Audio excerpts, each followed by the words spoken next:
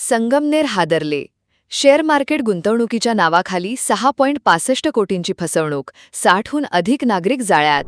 संगमनेरमध्ये मोठा आर्थिक घोटाळा उघडकीस आला आहे. शेअर मार्केटमध्ये गुंतवणुकीच्या नावाखाली तब्बल 6,65,39,000 रुपयांची फसवणूक झाल्याची धक्कादायक घटना समोर आली आहे.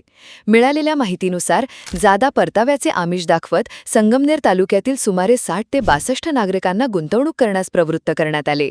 दरमहा 10% परतावा मिळेल असे सांगून लाखो रुपये उकळण्यात आले.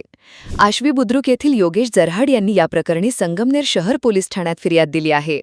त्यांनी आरटीजीएस आणि चेकद्वारे 10 लाख रुपयांची गुंतवणूक केली होती. सुरुवातीचे 2 महिने आरोपींनी 11% परतावा देऊन विश्वास संपादन केला, मात्र त्यानंतर परतावा देणे बंद झाले. चौकशीसाठी गेल्यावर संबंधित कार्यालय बंद असल्याचे आढळून आले. तपासात समोर आले की महेश मोरे, वैभव काकड, राहुल शिंदे आणि विजय काळे या चौघांनी मिळून हा फसवणुकीचा प्रकार केल्याचा आरोप आहे. या प्रकरणी संगमनेर शहर पोलीस ठाण्यात गुन्हा दाखल करण्यात आला असून पुढील तपास पोलीस करत आहेत. ताज्या बातम्यांसाठी जय बाबा न्यूजला लाईक करा, सबस्क्राईब करा, फॉलो करा, शेअर करा. जय बाबा.